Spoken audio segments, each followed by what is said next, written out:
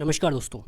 तो आप सभी को मालूम पड़ ही गया होगा कि एसएससी ने अपने जो कुछ एग्ज़ाम थे, उनके जो पेंडिंग एग्ज़ाम थे, उनके जो एग्ज़ाम की डेट है वो रिशेड्यूल कर दी है। तो उसमें से सब इंस्पेक्टर जो डेली पुलिस का था, सीएपीएफ वाला, सीएसएफ के लिए, उसका पेपर सेकंड का एग्ज़ाम की डेट भी उन्होंने कर दी है 26/7 को एग्ज़ाम, यानी 26 जुलाई को एग्ज़ाम इनका।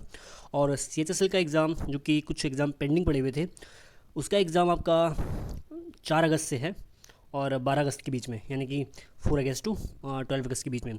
और सीजीएल का एग्ज़ाम जो आपका 13 अगस्त से 24 अगस्त के बीच में है। अच्छा, बच्चों के सामने एक दिक्कत क्या आ रही है थोड़ी सी, मैंने मेरे एक दो दोस्त भी हैं तो उनसे भी मेरी मेरी बातचीत हुई थी अभी। तो बहुत सारे बच्चों ने यूपीएससी ईपीएफओ का फॉर्म भी भर रखा है।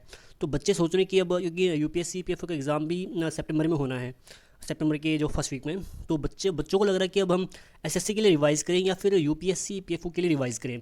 एक्चुअली दोनों के सिलेबस में काफ़ी डिफरेंस है, क्योंकि जहाँ एसएससी के सिलेबस में रीजनिंग, मैथ्स और इंग्लिश का वेटेज लगभग 75% का है, तो वहीं यूपीएससी ईपीएफओ के सिलेबस में उनका जो वेटेज है लगभग 10 से 12%, मैक्सिमम 15 से 20% का है लगभग।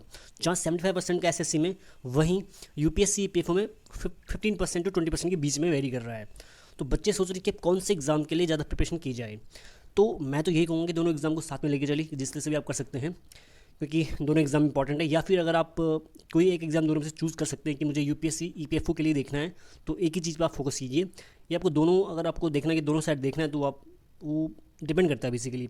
बट मैं तो ये सजेस्ट करूँगा कि आप या तो दोनों अगर हो पा रहे हैं फिर तो बिल्कुल वेल एंड गुड है। अगर दोनों में दिक्कत आ रही है कि अब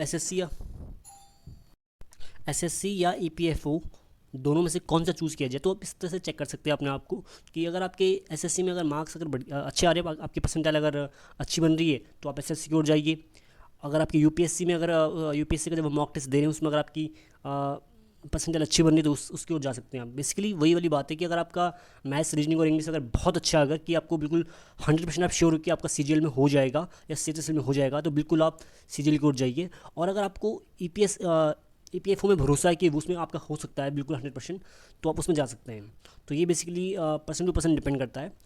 तो फिलहाल पढ़ाई करते रहिए। अब 2 महीने बाकी हैं मैक्सिमम ईपीएफओ के लिए, और इसके लिए तो लगभग 1 महीना ही हमारे पास है। तो thank you very much video देखने के लिए। Stay tuned, stay safe, bye bye, take care.